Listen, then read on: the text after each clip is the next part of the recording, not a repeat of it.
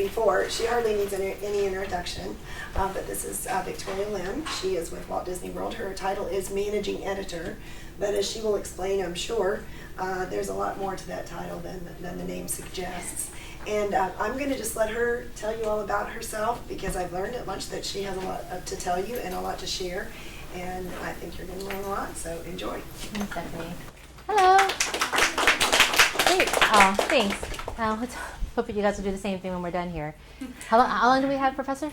About an hour. About an hour? Okay. I'll try to keep it to that. I'm a talker, so you guys might have to kind of, rein me in. So Stephanie, my title is Managing Editor, and you guys probably have an idea as to what that might entail. Traditionally, managing editor titles were in newspapers, right? They're the folks who wrote and copy edited, made assignments to folks, kind of ran a newspaper, things like that. And the gentleman who had the job at Walt Disney World Public Relations before me, who was managing editor, had been there for 30 years. So at the time that he started there, PR and media were much different, 30 years ago. Hard to believe, because it really wasn't that long ago. Gosh, I feel old. And being someone who focused solely on prints and print assets and print materials that came out of the public relations department, that was a big focus, because lots of times that was really the way that they got out a lot of their information. There was no internet. We didn't have social media. Even cell phones, even 30 years ago, there were no cell phones, right? You had to make a long distance call. That was expensive on like a phone that like dialed, so those were like back in the day. So he retired, and one thing I'll say about the Walt Disney World Public Relations Department is it's usually the only way you get a job there, is because people have been there for so long. No one ever wants to leave, right? It's the most magical place on earth, even in the public relations department. So he retired, and there was a job opening. Now, my background is in journalism. I don't know, do they know anything about like my background or anything, and they just know my title and my name? Your title, and I think that there was a bio sent out, but I'm not sure. Okay, so should I give them a little bit about Okay, so I grew up in so I'm from the Philadelphia area. I went to Temple University to study broadcast journalism. While I was at Temple, I worked full and part-time because I had to pay for college, right? And I wanted to graduate in 4 years. As I was telling the folks who I had lunch with, I just wanted to start my life. I was just dying to start my life. So I was lucky that while I was in college, I was able to actually get jobs working in media. So on the weekends, I was actually a news anchor for a radio station in Delaware. And then during the week, I was what at the time was called a desk and production assistant for what is now the CBS station in Philadelphia. But then it was the NBC station in Philadelphia. So I did everything from answer phones to log videotapes to make beat calls to the different, police departments, and hey, anything going on, to taking in dictation from reporters, because they didn't have laptop computers then. So when they would call in their scripts, someone had to take it and put it into the computer so that the producer could check it and then give them feedback. You know what I mean? Crazy. So I did that. And so I was lucky when I came out of college. I actually had, my classes and the stuff that I did in college, but I also had some real life experience. And that helped me get into my full-time, without having to do college at the same time, career in journalism. So after I graduated, I went to Grand Rapids, Michigan, and worked at the CBS station there. I was a reporter, an anchor, and producer. I started the consumer unit there, and then came to Tampa Bay, at the time that I came to Tampa Bay, it was like in January. And I remember thinking, I'm going to make all of my coworkers jealous because it's January in Michigan. I don't know, is anyone from Michigan? Okay. Negative 28 degrees. Dang. Having to do live shots outside, and your mouth is like locking up and your eyes are tearing. And to say that it's cold, it's like beyond, like you can't even feel anything, right? So it's January in Michigan, and I'm like, I'm going to Florida. I'm packing up this bikini. I'm packing shorts. I will see you all bronzed and tan in like a week. And we come down, and it's like in the 60s. And I'm like, what? It was beautiful. I mean, it was sunny, and it was beautiful, and it was gorgeous, but it certainly wasn't beach weather. So I remember being at the hotel, and I'm like, man. So I called the television stations in Tampa and said, hi, I'm with the CBS station in Grand Rapids. I'm in town. It's not beach weather. Can I come and take a tour of your station and just talk to you about how you guys do what you do? And the NBC affiliate said, sure, come on in. The ABC station said, sure, come on in. And so I drove in to meet them. Now, of course, I was on vacation, so I went in to meet them in shorts and a sweatshirt. Because I was on vacation, right? So it certainly wasn't job interview ready. Didn't think I was going to do that, and I guess that was okay because I think it also took the pressure off of them. Like, oh God, here's someone else who's coming pandering for a job, right? So I went in and met with them, and they were really nice. I got to see their operations, how they do it in the big markets. Like, oh my gosh, look at your newsroom, it's beautiful, that kind of thing. And your cameras are so small and light, and we're working with like clunky ones, and it's so amazing. Your graphics package is gorgeous. And they both news directors asked me, hey, when you get back, if you want some feedback on your stories, just send us a tape. And because at the time it was tape, you couldn't email a file or put it up on YouTube. Send a tape and we'll take a look at it. So I did that. The ABC affiliate news director was really kind and wrote back and said, I see some real potential, and someday I think you might be able to make it to a market like this. Keep working really hard. I like this, what you're doing. Work a little bit more on this, and maybe we'll see you here someday. And the NBC affiliate, which was the #1 station at the time, said, hey, we have a job. Do you want it? So, yeah. Yeah. Okay. So I left Michigan in May, and it was still 40 degrees, and I come to Florida, and it's like in the 90s. And I'm like, oh my gosh, this is awesome. So my background, as you can tell, is in journalism, and I'm mostly concentrated on broadcast journalism, although my resume contains print and radio, print meaning newspaper and magazine, television, and then of course what became online and social media. And I did that on purpose. I did it because I wanted to make sure that if I was going to focus on a career like journalism, and especially a career like television journalism, that this is really what I wanted to do, because it takes a lot of commitment. It's very competitive. Commitment meaning news doesn't stop, right? Especially now with social media, you guys know that. Doesn't take a holiday, doesn't really ever take vacations. You work all different shifts. News still happens at 2 a.m, and someone's got to go cover it. And you have to work your way up from a small market to hopefully a medium-sized market to a larger market, and kind of go from there. And I really wanted to make sure it's what I wanted to do. But I also did that on purpose because knowing that journalism is a competitive market, even back then, and knowing that I was at the time going to focus on television, I also knew, having worked at a television station in the #4 market while I was in college, talking to the women who were working at that station. And they had been there, a lot of them, for a really long time. And, hearing from them, like, it still is the adage that women get older and men get more distinguished. And, I have to say that, unfortunately, that is probably still very true. It doesn't matter how much plastic surgery you have.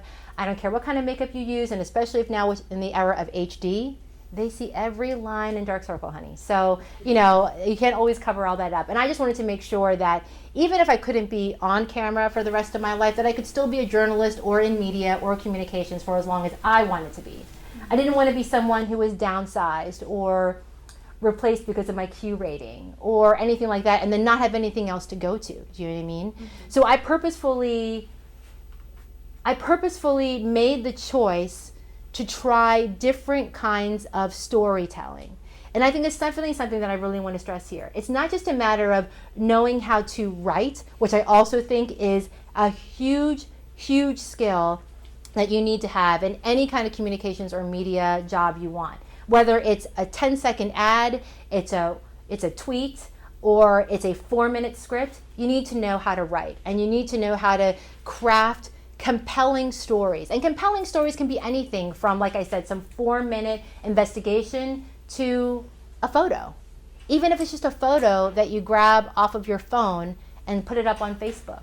What story is that photo sharing? And I think if you know how to tell stories in that kind of multimedia way, you will always have a job in communications and media if that's what you want. So I purposefully did that throughout my career. And in fact, when I got to Tampa, about 2 years into my time in Tampa, not even 2 years into my time in Tampa, but we really kind of stressed it after 2 years. WFLA TV, which is the NBC affiliate, was also owned at the time by Media General. Media General is a company that also at that time owned the Tampa Tribune, which was one of the 2 daily papers in Tampa at the time. And they had just started working on websites, right? So there was WFLA.com, the Tampa Tribune had TampaTrib.com, and then they were kind of starting what was called TBO.com. And at that time, a lot of online content was a lot of cut and paste, right? So if you were a newspaper reporter, they would just kind of you would copy and paste your newspaper story, and they would stick it online, and there you go. And then same thing with television. They would kind of copy and paste your television script and put that online, and then there you go. Which I thought was kind of a waste because, when the internet was new and no one really knew what it was going to be or how it was going to work or how people were going to even use it. Was it just a fad kind of thing, like an 8-track tape, or, like, what, you guys even know what 8-track tapes are? Is that when you twist it? So, oh God. No. Let me just say this. I started working in online journalism when there was still dial-up. Oh, okay. The professor's like, oh yeah. Yeah. Okay, so, I started doing something where, because I had a background in print, one of my earlier journalism jobs while I was also in college is I freelanced covering high school sports for a local daily, because way back when I thought when I was going to first go into journalism, I wanted to be a sports reporter. I love sports. I play sports to this day. I yell at the TV during sports. I just really enjoy sports. And I got to do that early on, covering high school sports for a local daily in my community.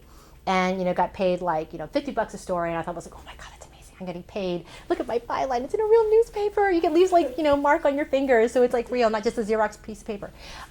It was great. But I also learned at that time that when you're covering a sport, even if you have no vested interest in the teams that are playing, you just maybe have an appreciation for a play, or you're kind of like, oh, that was a pretty bad call, or you're just kind of watching the scene, you as a journalist cannot react. So it could be something good or bad, or something amazing or ordinary, and you just kind of had to sit there, kind of like some of you are sitting there like, I think you're in a lunch food coma, and kind of like, okay. And it just killed me. It just killed me. I like Michigan football, and I was screaming at the TV this past Saturday. Okay? Yeah, exactly. But if I was covering that game, I would have to just sit still.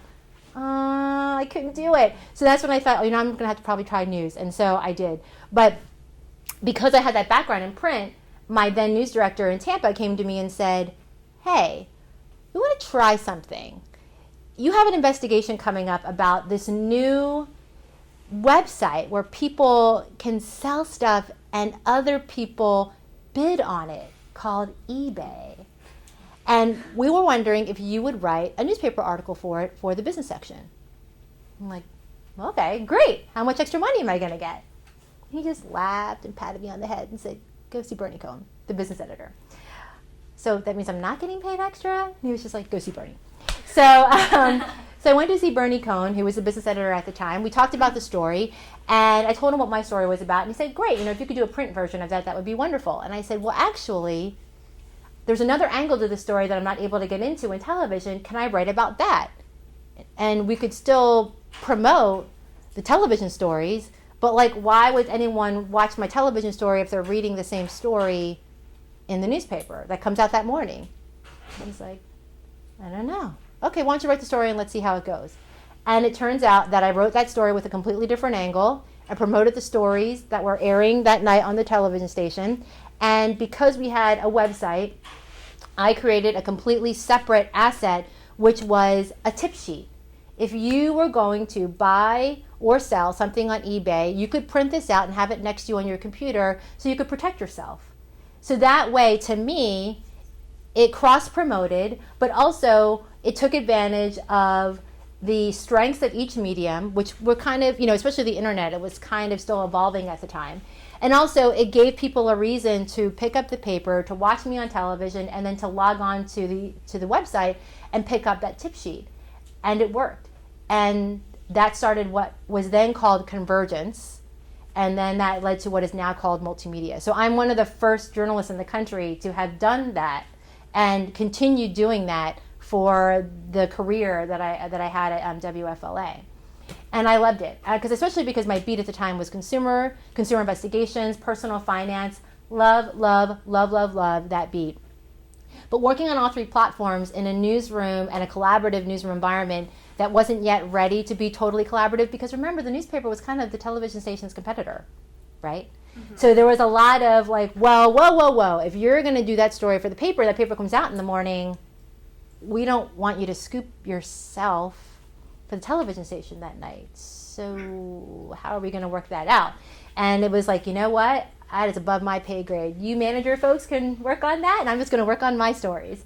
And I was able to experiment, and I was able to do a lot of things that now have become much more, I would say, there's like a protocol now, depending on the kind of newsrooms you're in, about how they do things. At the time, because there wasn't necessarily a protocol, because no one else was doing it, it was a really exciting time to experiment. And I still think to this day, there's a lot of room for that, because we have all these social media platforms that continue to evolve, and all these different ways that those social media platforms are constantly looking to change themselves and to evolve themselves and to figure out better ways of getting their content and their user experience up, right? So I still think that online is, and now especially mobile, is a really good ground for experimenting with storytelling. And that kind of brings me to the second thing I want to talk about in addition to writing is storytelling. I think is so important in public relations, because it's not just about, to me, the press release you send out. It's not just about the media availability you have, or the press conference you have, or the quotes that you make your spokesperson practice. It's about the story. And what is the story? Because you could recite a whole bunch of statistics. You can certainly recite a whole bunch of logistics. But what is the story? Why is anyone going to connect with you and your product or your service or your spokesperson or whatever experience they're going to have if it's a bunch of easily forgettable numbers and facts and figures, right? So to me, public relations is truly about taking journalism and storytelling and your writing and your picture taking and your video and your interview subjects and then even user generated content, and figuring out a way to get people to notice and to talk about it and be interested in it, right? So, even if your job says public relations, you are still a storyteller. And I really hope that that is something that you guys remember and take to heart, because I think that my background in journalism, after covering investigations, I went to teach at the University of Missouri, and I taught multimedia and convergence there. And then I was brought back to Tampa to cover pro and college sports for a sports network, which was totally amazing and a different kind of way to stretch my skill set and my enterprising storytelling and my reporter chops. And then I, started working as a contractor for Disney after I left that station, and now I work full time for them. And Disney, of course, their storytelling, while as a journalist, I worked on stories in the newspaper or the magazine or online or radio, their storytelling is in attractions and resorts and even in their meals. You know what I mean? Like that's the platforms they use to tell their stories. And then as a publicist and as a public relations person and as managing editor there, it's my job to figure out how do I share that or convey that to our media, and sometimes even direct to consumers depending on our platform. How do we convey that so that it entices people to come and experience themselves, or to pay to, for that ticket, or to stay in one of our resorts, or to cruise on one of our cruise ships, you know what I mean? So I think storytelling is so hugely important in figuring out how to do that. Also, media needs, things like, and having worked in media, I think it's kind of second nature to me. But I think if you understand what the media needs and how you can help them do their stories, it's more likely that they'll cover it. Like, for example, I was conveying at lunch today with some of the selected students we talked to.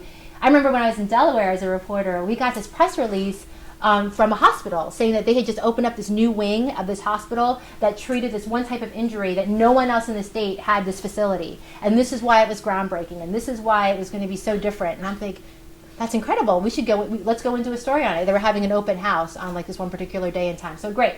So we go over there and we show up, and the publicist comes running over and is like, what are you doing here? I'm like, we got your press release. There's an open house today. And I'm like, oh, it's not for video cameras. It's not for TV. Well, then why would you send your press release to a television station? You know what I mean? Like, to me, that was an indication that this person didn't understand what a press release was supposed to do and why the media was there. Or if you want media to come and cover the opening of a new facility or what have you, but they can't park anywhere close by, and you're doing it right about the time that they have a newscast, and you're not really going to make anyone available for them to talk to because they want to go rush off for dinner.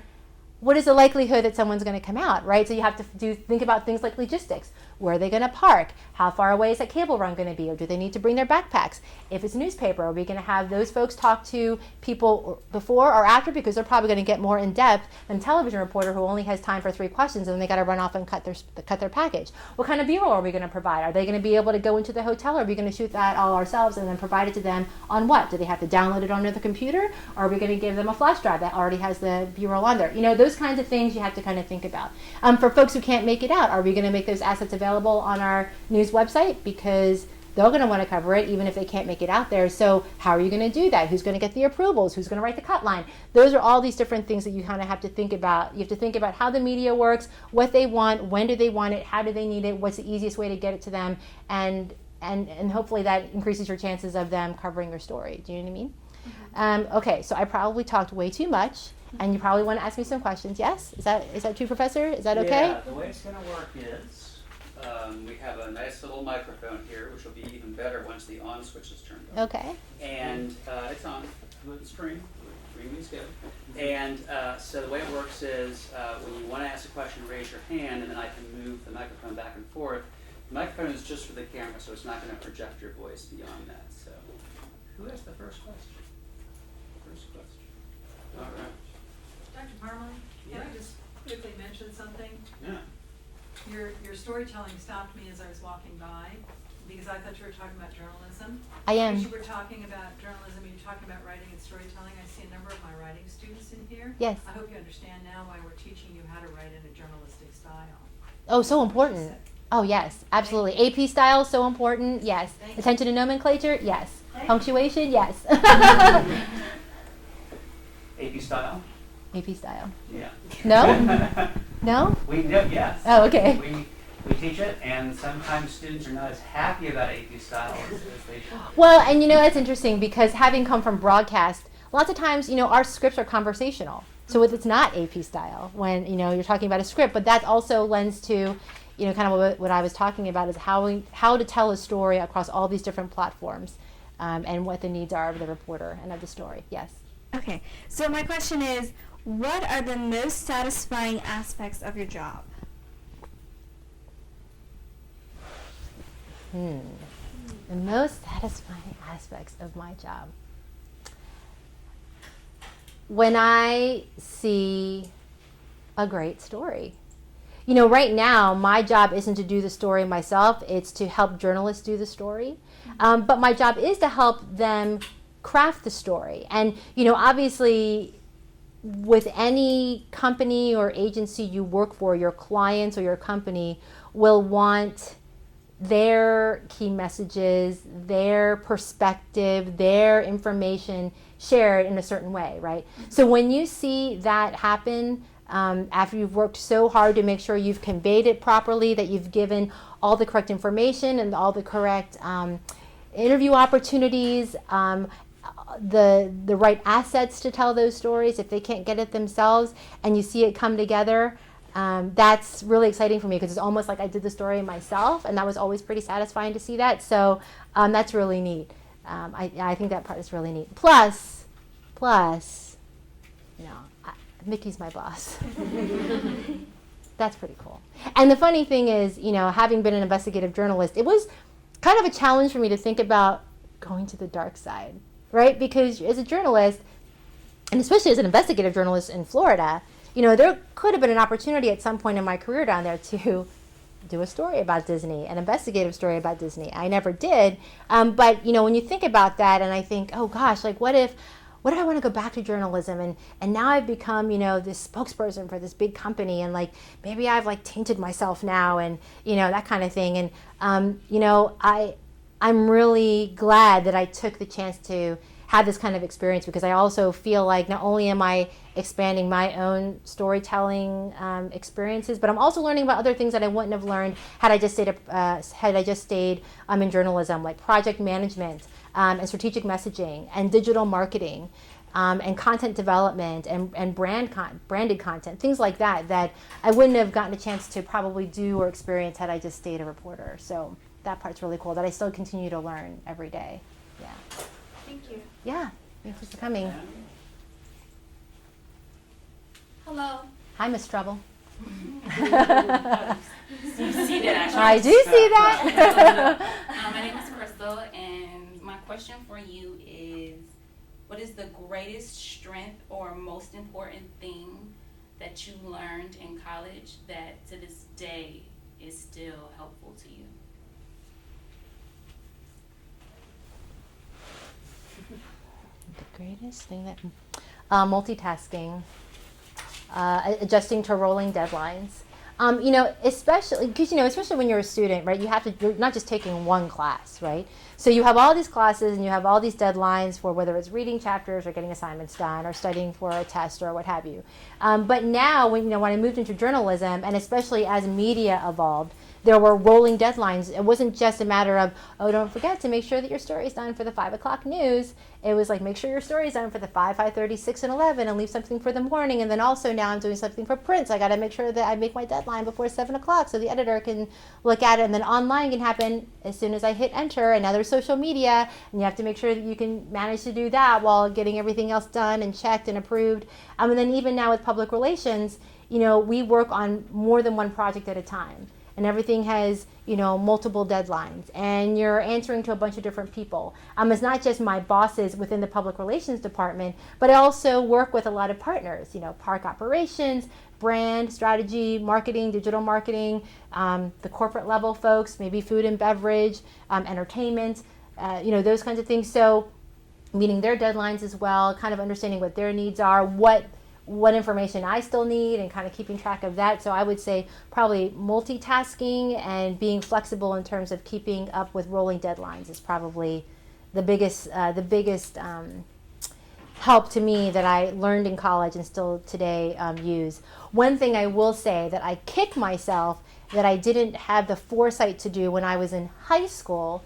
It's like, in high school you can take these electives, right? Like at some point you can take electives, and I didn't take shorthand, which I don't even know if they offer that anymore. Does anyone even know what shorthand is? It's yeah, it's like an easy way to take. Okay, oh my gosh, oh my gosh, I'm totally dating myself.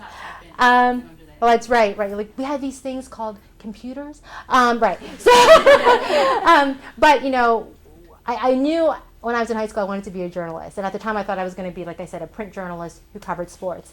And when you don't know shorthands or you haven't come up with your own kind of abbreviations for things, your notepad looks like a bunch of chicken scratch because you're just trying to write down everything so quickly, and you want to make sure that your quotes are accurate and that you're getting all the proper nomenclature done and everything. And I just kind of kicked myself that I didn't either take that class or come up with my own system, which I ended up doing eventually, but that probably would have helped me out as well. But you're right, now these wonderful things called laptops and mobile phones and tablets. You guys don't have to worry about that. I just had a question. If you have any advice for like a new business, like trying to get their story out there and trying to get people to pay attention or to care about their service or product. What's their story? I mean, anything really. I just wondering if you had like a general. I mean, you mentioned like having a good story, obviously, and having something good to put out there. But anything else, like technically, maybe like through social media or something, getting. Yeah, I mean, I think getting at your message on as many. Well, let me rephrase that. I think it kind of depends on what the business is, right, and who the business wants to target, because maybe their customers are seeking aren't on social media. What So about for example, like photography business or? Well, definitely an online portfolio would be the first thing, and then I think depending on the kinds of pictures they're taking, the kind of clients they want to attract, you could certainly use social media to do that. And one thing that I think is also interesting is social media, you guys know this, but maybe you just don't necessarily think about it in this way. Social media isn't just about what you're sharing, but it's also about maybe even what people have shared with you and how maybe you react to it. So sometimes what I think it might be a lost opportunity, and it is when people don't see that there are opportunities for them to respond to or participate in conversations on social media that could reach the audience that they want to reach. For example, so I'm a mother of a 2-year-old, and I'm on this mommy Facebook group. Oh my God, I can't. Sorry.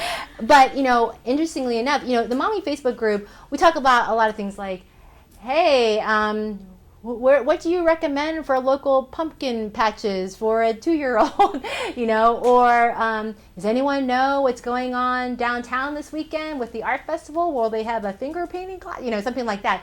But that's also where someone who specializes in children's photography or family photography with upcoming holiday season can also say, hey families, if you're looking for a holiday picture to put in your cards or to create your cards with, I'm a photographer in town and I specialize in these kinds of pictures, and here's my portfolio and here's how to contact me, let me know. That was something proactively someone did, and that person's not even a mom.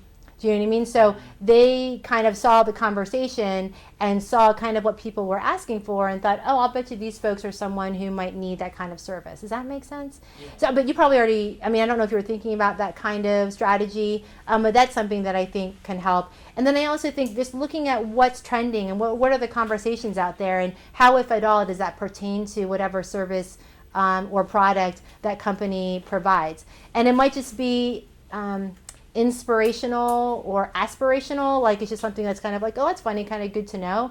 Or like if they took if it was a photographer, took like a photo that they really thought was funny or cute, and someone's talking about cats or something, and they happen to have like a family photo with a cat, they might want to show that photo and say, if you like this, I could take pictures of your pets, doing silly stuff too. That kind of thing, where they get involved in that conversation too and engage with people in that way to kind of lead to information. But one other thing I do also want to mention, and this is kind of like a little bit of a hook, but might be more of a stretch, and I apologize, is one thing that I found great was when I was a sports reporter, I've been playing soccer since I was in 4th grade. So, and I still play.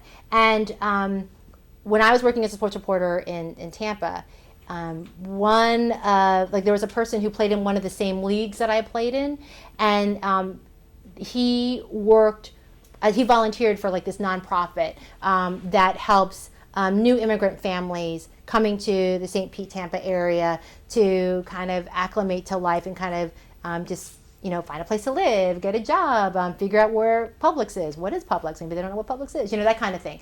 And we, happened to, I remember we played his team one night, and he came up and talked to me, and he just said, hey, the nonprofit that I volunteer for, I volunteer because they sometimes have the kids do these little soccer clinics, because these are kids from all over the world who kind of come here, but soccer is the international sport, right? So he said, in fact, we're having a day where we're going to this indoor facility and they're going to have a game. And I'm like, and a soccer clinic, and maybe that's something that's kind of cool. And I'm like, yeah, I think I'll come check it out. And I went and did this incredible story about these kids ranging from like 8 to about 13. They were from all different parts of the world. A lot of them did not speak the same language, like at all. And they played soccer. And so because of the game, they were all able to communicate because of the game. And they were all able to find new friends and a common ground because of the game. And these are kids, when I got to talk to them, one kid was from Afghanistan, and he was kidnapped and held hostage until his parents could come up with money to get him out. And they didn't have the money. And somehow he was rescued and got out, and then as soon as that happened, they fled to America. But this kid is 8, okay?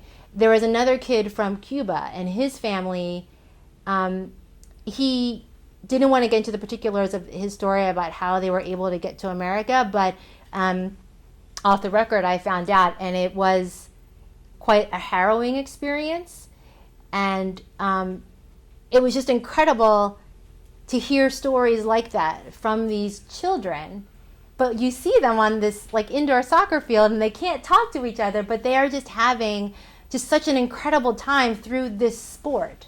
You know what I mean? And this sport is helping them cope with just adjusting to life in this brand new country where they don't even know the language, or they don't even know anybody other than their family, and they're trying to make new friends. And that was just something that, you know, that nonprofit would never have thought to reach out to a sports reporter, because they do work with immigrants, right? So they would reach out to just the general newsroom, or maybe the reporter from the newspaper who covers immigrant issues, but they never would have thought about reaching out to a sports reporter. It was just because this guy who I played soccer with and volunteered for this organization just kind of happened to mention it to me. So I would also encourage you, if you're going into public relations, to think about those other kinds of opportunities that aren't so obvious. Do you know what I mean? Because that led to other stories, and other people saw that story, then other news outlets picked up that story and did their own version of it that went beyond sports. Do you know what I mean? So I know that was kind of not really what you asked, but it was just a way of kind of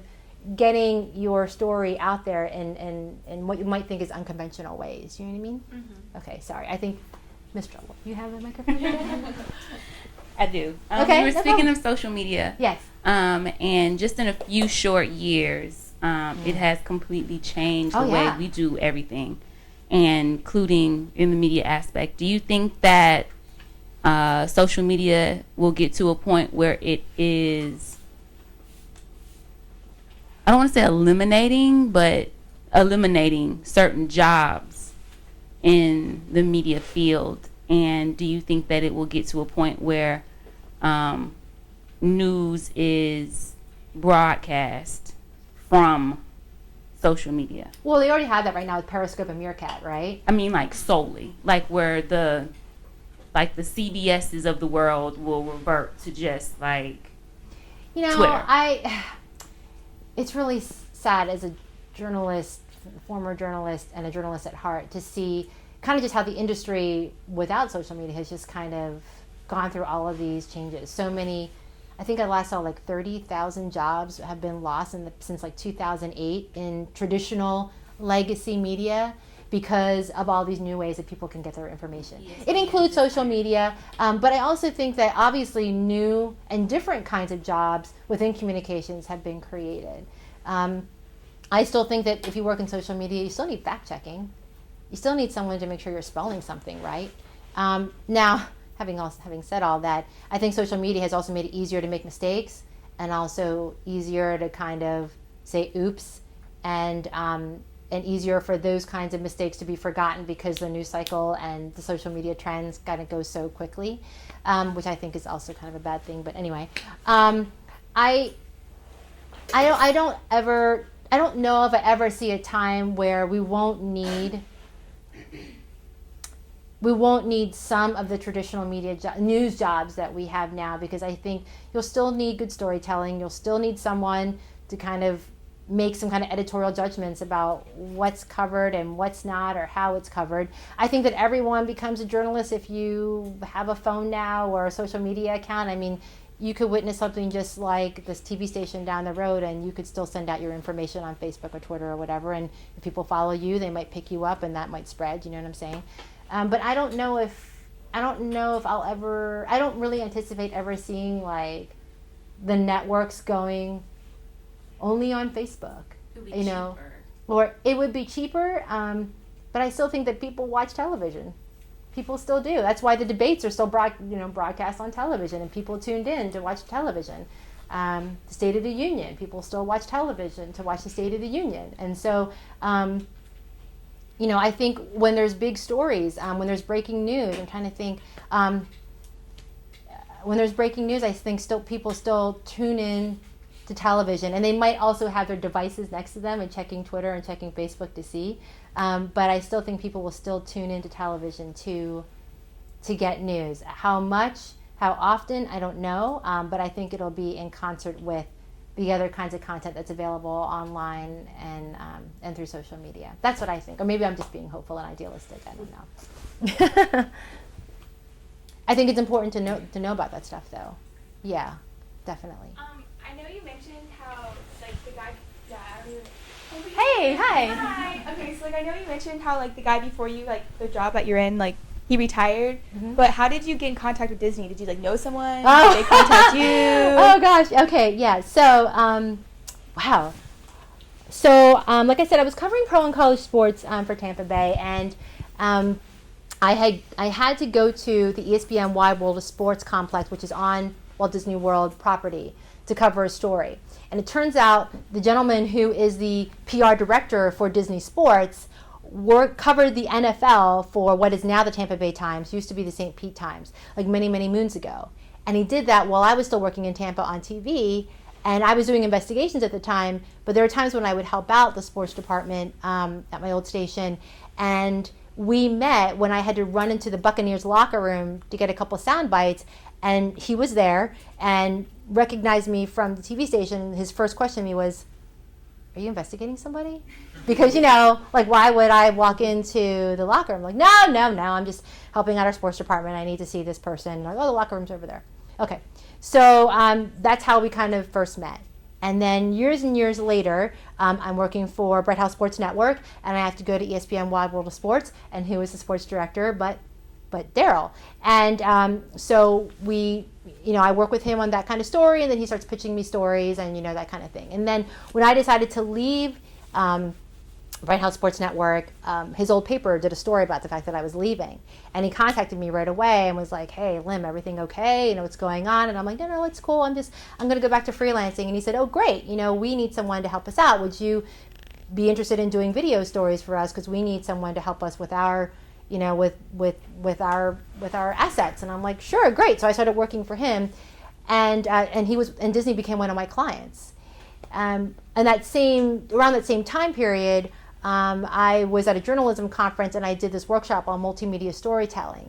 And his boss saw me give that workshop and realized I was a person who was already working with someone in her department, and they reached out to me. And I remember at the time, I had heard about the gentleman who had the job before me, and he had been there for 30 years and kind of what he had done. And I just thought, I've worked in print, but I'm not really a print managing editor. I'm not really, just interested in only print. I like multimedia so much, and, that kind of thing. And so I really wasn't all that interested. Plus, like I said, kind of going to the dark side after being a journalist, it was just like, oh my gosh. And it just took a few months of meetings and calls, and they evolved the job into something different now, even though it's the same title. And then it interested me. So that's kind of how that happened. But, having said that, it's really, it's great, and it's kind of hard, I think. Disney, especially in my department, people go there and they just never leave, because the company is a really good company, and the jobs are really good jobs. And especially if you have families, or especially if you just love Disney, why would you go? Plus, you live in Florida, right? So, we have the occasional hurricane and stuff, but, so you just go to the grocery store and buy some water and, kind of hunker down, as they say. Or, evacuate, if you need to evacuate. But, you understand what I'm saying? So a lot of people come to Disney and they stay. And so it's rare to have any openings there. So, and then when there is, Disney really values promoting from within. They really value people who have been there and gotten so many different experiences. Like, for example, one of the people I work with, he's been there for 30 years, and he started out as, I think, someone in guest relations or a ride attendant, and he worked his way up over 30 years to become like one of the directors in the public relations department. Or I think our president of Walt Disney World Resort, I think they say he started in the mailroom or something like that, and now he's president of Walt Disney World Resort because he started so long ago. So they really value promoting from within, and having people who have had all these different kinds of experiences within the company. And so I know every time people find out that I hadn't been at Disney since I was born, are like, how did you get the job? Like, that's just so incredible. I'm like, I don't know, lucky, I guess. So yeah, but having said that, I mean, if you see a job opening, you should definitely apply for it, because I think they're also at the same time open to, fresh ideas and new information and new experiences. Yeah. So don't not apply. Share with us, if you will, a Disney-based example of convergence in terms of how you do your job in public relations. Oh, okay. Gosh, I wish I had. I should pull it up. Okay, well, okay. So in the spring, we have the Epcot International Flower and Garden Festival. Okay, and so from public relations standpoint, traditionally we've always drafted press releases and what we call fun facts. And the press releases are usually, there's a long lead press release that kind of talks preliminarily about things that we have confirmed at the time, some themes or some key messages we have for that time. And then the shorter lead release, which comes a few months later, which is usually much closer to the festival, has more detail. Maybe perhaps about the new topiaries that we're going to have out, our new displays, or now that we have a food and beverage element to it, what new food and beverages we'll have there. We have a concert series, so maybe there's a new band or performer who's coming that hasn't performed there before. So this press releases, certainly have that information. We also provide high-res photos, and that's important. We also provide B-roll that stations can come and download, and they can use that in their stories as well. So those are those kinds of multimedia things. We're now trying to start incorporating things like hashtags into our press releases, just even including them at the end, because everyone in the media uses Twitter, or they use Instagram, or they use Snapchat or something, or even now Facebook, I guess, which although I hate hashtags on Facebook, they use hashtags, and they want to know, well, if I'm covering the story, what is the hashtag? Whereas before we never even would have to think about a hashtag. It's just called the Epcot Flower and Garden Festival, that kind of thing. But now there's hashtags, and the Disney Parks blog. Does anyone ever read the Disney Parks blog? Okay, the Disney Parks blog is also a way that a lot of media have gotten their news first, because we use the blog to kind of break news, even though it's more guest-facing or it's more potential guest-facing. A lot of smart media follow the blog, and then when they see that come out, then we'll make sure that we have those assets and information available on our WDW News website, which is for media. And then it also extends to how we share that information on Facebook and Twitter, and when we push that out. So there has to be this discussion about, okay, what day are we posting all of this information, because maybe it's time sensitive. Well, we know tickets to this experience, which is part of the festival, will go on sale on this day. So we need to make sure that we post this information, at this time. So so the Disney Parks blog will go out with it first, and then not even a minute later, or maybe at the same time, we'll make sure to have those assets up on WDW News. And also we may either send out an e-blast to our media contacts, or PR Newswire, depending on how big it is.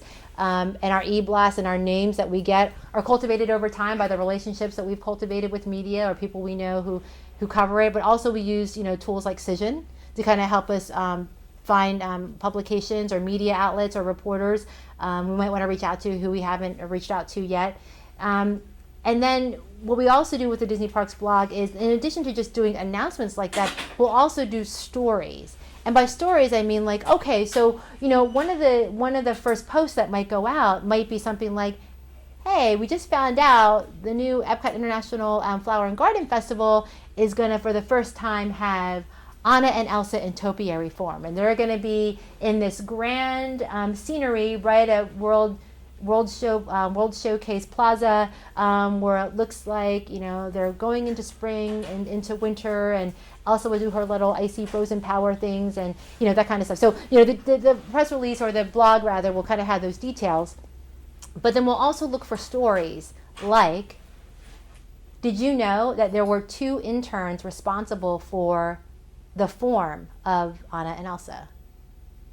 That's pretty cool, right? it turns out that one of the horticulture experts who was working with these interns happened to take a picture in a room not unlike this one, kind of plain and not very exciting looking, certainly not, festooned with Disney magic and pixie dust.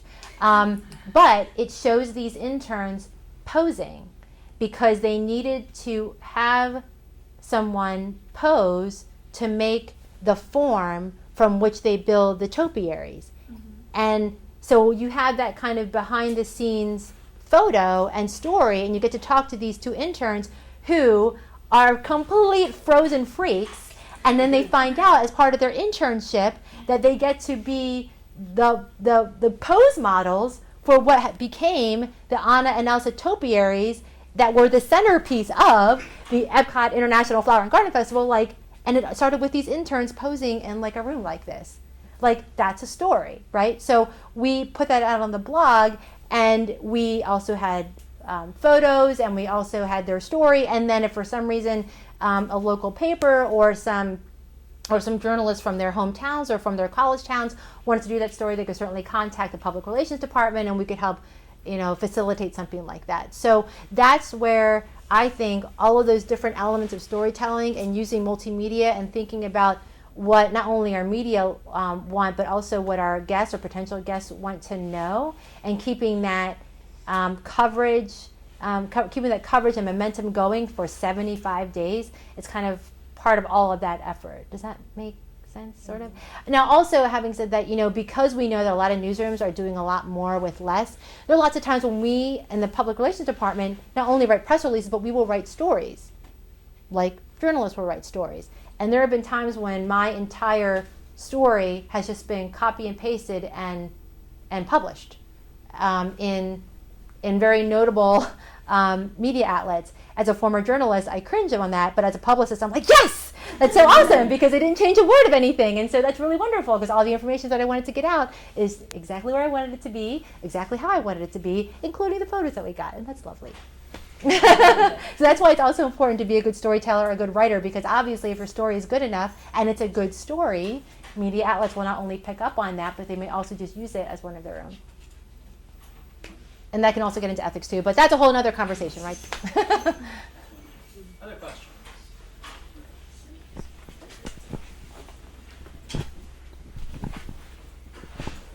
Do you have any advice for someone that doesn't really know what they want to do once they graduate? Yes. Don't be scared to take a path. Even if it's not the path that you want to end up on. I think when you are stunned by fear because you're just afraid of making a wrong move, then you're stuck, right? So to me, it's just try it, because even I always thought that I was, like you heard me say, I always wanted to be a journalist, and I thought I would just end up dying in a newsroom, because I just never thought that I wanted to do anything else with my life. Once I decided on journalism, it was 7th grade. I was working on my middle school newspaper for the first time for extra credit, and that's when I found out about this job called journalist, and I was when I made that decision. Oh my gosh, I want to be a journalist. And of course that was after, other jobs like princess and fireman and, that kind of stuff. But, I became a journalist, and then I did it, and I was like, okay, I'm glad I did it. It's fulfilling, but what else? Is there anything else? And at the time I was lucky that I was also adjunct teaching at a couple of local universities. And so I thought, well, maybe I could do that, and I'll continue doing that, but is there anything else? I don't know. And when I left my television job at WFLA, I just needed a break. I had been doing, at the time it was called Converged and now called Multimedia, for 10 years, 11 years at that point, and I was just a little burnt out. And I also just didn't know, what's next. Is that it? And not to say that would have been a bad choice, but I just thought there had to be something else, something different. And so I had saved up money over a year and kind of just took a break and just kind of hoped that I would find something else. And I figured if I didn't, then I would go back into news. Hopefully someone would hire me or something. And then I became a freelancer, and through freelancing and teaching and having done this multimedia work so early on when no one else was doing it, it led to that teaching job at University of Missouri. And then having been in the market in Tampa for so long and having met the then vice president of that sports network a long time before at some journalism convention, and just having a chat with him about a story that I saw on his network, he remembered me and reached out to me and brought me back to Tampa to do reporting for him. And then, when that station changed its format, I was like, I know that's not for me, so I left again and went back to freelancing, and here I am at Disney. So I think, if you're just stuck and you don't do anything, you just never know what you do or don't like about that job. And so I don't expect that everyone will know in 7th grade what they want to do for the rest of their lives. You know what I mean? And I guess I was just kind of lucky, and I pursued it relentlessly. And I'm glad that I did, because I feel like it got me to where I am now. And I think that the experience I have now at Disney is incredible. And, it's magical and pixie dusted. And it is, but I don't know what's ahead of me. I don't know. Am I going to stay at Disney for the rest of my life? Or is it going to take me somewhere else that I can't even think about right now? Or will something else interest me about the job that I'm doing, and I really want to pursue that aspect? And can I do it at Disney, or will I need to do it something else? Or, I don't know. So I just think if you don't know what you want to do, just try something. It doesn't mean that you have to do it forever. It doesn't mean that where you live, you have to live forever. It doesn't mean that, it doesn't mean that it's forever. It can be for right now, or it can be forever, and I think that you can make that choice. Does that make sense? Yeah. Okay, thank you. Yeah. Let's thank Ms. Lim for coming. Oh.